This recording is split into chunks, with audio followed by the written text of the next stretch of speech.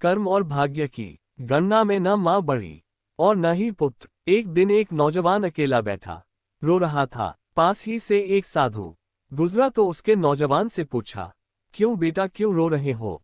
नौजवान बोला, हे साधु महाराज, मेरा संसार में कोई नहीं है। साधु नौजवान के पास बैठ गया और पूछा, बहुत दुख हुआ, क्या हुआ तुम्हारे माँ पिताजी को? नौजवान बोला, कुछ नहीं, माँ तो बिल्कुल ठीक है। साधु ने फिर पूछा, तुम्हारे भाई और बहन? नौजवान ने फिर कहा, वो भी ठीक है। साधु समझ नहीं पाया और नौजवान से पूरी बात बताने के लिए कहा। नौजवान बोला, मुझे इतने वर्ष लग गए ये जानने के लिए कि मेरा कोई नहीं है और किसी को भी मुझसे लगाव नहीं है, न माँ पिताजी को न भाई बहन को। मैंने सबके लिए इतना कुछ किया परंतु सब न जाने क्यों मुझसे इतनी नफरत करते रहे। मैंने तो किसी का कुछ नुकसान भी नहीं किया, बुरा नहीं किया, कभी किसी से धन की लालसा नहीं रखी। साधु परेशान हो गया कि आखिर बात क्या है। उसके नौजवान से अपनी कहानी सुनाने के लिए कहा। नौजवान ने सुनाई अपनी कहानी। जब मैं छोटा था तो एक बार मैं बहुत बीमार हुआ। मुझे बताया गया कि मुझे एक डॉक्टर ने बचाया। पढ़ाई के लिए मेरे स्कूल इतने बदले कि मुझे खुद पता नहीं कि मैं किस स्कूल से पढ़ा हूँ। थोड़ा और बड़ा हुआ तो मेरे माँ पिता ने मुझे अकेले रेलगाड़ी में बिठाकर चाचा के घर भेज दिया पढ़ाई के लिए। मैं साथ में बैठे एक यात्री की उंगली पकड़कर घंटों बैठा रहा। केवल 8-9 वर्ष का था मैं। 6 वर्ष बाद मैं वापस आया तो फिर पढ़ाई के लिए दूसरे शहर भेज दिया।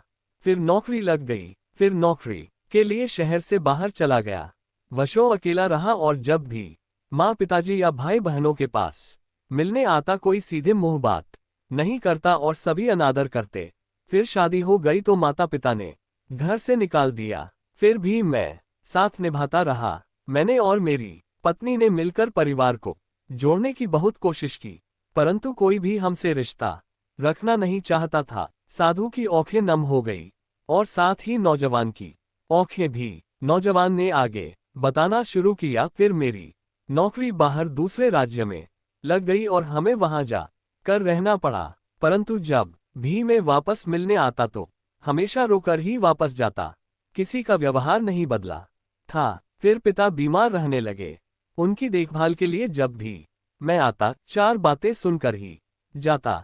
फिर एक दिन उनकी तबीयत और बिगड़ गई और उनका निधन हो गया। साधु ने नौजवान के सर पर हाथ रखकर उसको शांत करने की कोशिश की परंतु नौजवान अपनी बात सुनाना चाहता था। नौजवान ने फिर बताना शुरू किया, मेरे पिता की मृत्यु पर कोई नहीं आया और केवल मैंने और मेरी माँ ने पिता की मृत्यु की बात के सारे कार्य पूरे किए। हैरान था कि जिन बच्चों को हमेशा मेरे माँ पिताजी ने सबसे ज्यादा प्यार किया, आर्थिक सहायता दी, वो मेरे पिता के गुजर जाने के बाद इतने दूर कैसे हो गए। और सबने कहना शुरू कर दिया कि अब मुझे ही अपनी माँ का ख्याल रखना है और अपने पास रखना है और अब उनको माँ से कोई मतलब नहीं। साधु भी परेशान हो गया और नौजवान से आगे बताने के लिए कहा। नौजवान ने फिर बताना शुरू किया, मैं अपनी माँ को अपने साथ दूसरे शहर ले गया परंतु हैरान था कि वहां भी मेरे ही घर में रहकर वो सारा दिन मेरी और मेरे परिवार की बुराई मेरे बहन भाइयों से करती रहती। मैंने उनका बहुत ख्याल रखा। पहले वो खाना कहती फिर हम खाते परंतु महसूस हुआ कि उनका मुझसे या मेरे परिवार से कोई भी लगाव नहीं था। कुछ दिन रह कर उन्होंने वापस अपने शहर जाने की जिद की और मैं उनको वापस ले आया। फिर वही शुरू हो गया। मेरे लिए मेरी माँ और भाई बहनों के दिल में केवल नफरत ही थी। जो भाई बहन अपने खुद के पिता के देहांत के बाद मिलने भी नहीं आए वही मेरी माँ को सगे लगते थे।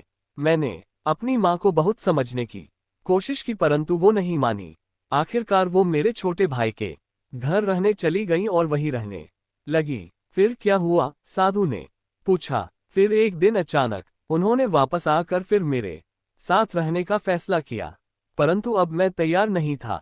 मेरा परिवार इन सब घटनाओं से बहुत परेशान हो चुका था और अब आगे सहन करने को तैयार नहीं था। जिस माँ पिता ने भाई बहनों ने इतने वर्ष तक मेरा सिर्फ शोषण किया हो आज मेरी मदद मांग रहे थे क्योंकि माँ को कोई भी रखना नहीं चाहता था। फिर भी मैं कुछ नहीं बोला और माँ मेरे साथ रहने लगी। परंतु फिर उन्होंने वही मेरे और मेरे परिवार के बारे में मेरे इन्हीं भाई बहनों को उल्टा सीधा बताना शुरू कर दिया। रोज घर में झगड़े होने लगे और हार कर मैंने अपनी माँ को वापस उन्हीं के घर छोड़ने का निर्णय लिया। नौजवान ने बताया। साधु ने सारी बात सुनी और पूछा, फिर तुम रो क्यों रहे हो? नौजवान ने कहा, हे साधु महाराज, मुझे ये समझ नहीं आ रहा कि शिकायत तो मुझे थी, शोषण तो मेरा हुआ, बुरा भला तो मैंने सुना, न मैंने अपने पिता की वसीयत में से कोई धन मांगा, ना मेरे या मेरे परिवार के दिल में कोई लोभ, फिर मैं कैसे सबसे बुरा बन गया? आज मेरे पास ना माँ है न कोई सगा भाई बहन, और लोग कहते हैं मैंने अपनी माँ को छोड़ दिया। किसको छोड़ दिया? जो खुद मेरी कभी थी ही नहीं।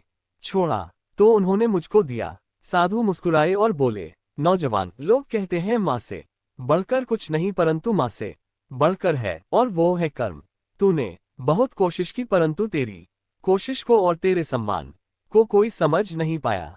तुझे हमेशा दोषी ठहराया। यह कसूर और बदकिस्मती तेरी नहीं, उनकी है। पछतावा तुझे नहीं, उनको होना चाहिए जिन्होंने अपने सबसे बड़े पुत्र और एक भाई को समझने में इतनी विशाल भूल कर दी। कर्म के हिसाब से सब बराबर है, न माँ बड़ी और न ही पुत्र, न ही पिता बड़ा और न ही भाई बहन। कर्म सिर्फ कर्म देखता है। आज तेरा यूं अकेले बैठकर यह सोचना ही बताता है कि तेरी तरफ से तूने बहुत कोशिश की, परंतु जब उनके भाग्य में ही तुझसे सुख प्राप्त करना नहीं था तो कहाँ से मिलता? इसमें तू क्या करेगा? इसलिए पछताना छोड़ और अपने परिवार और अपने भविष्य को संवार। ये कहकर साधु वहां से चल दिए और साथ ही नौजवान लगाव, सम्मान और भावनाएं एक तरफा नहीं होती।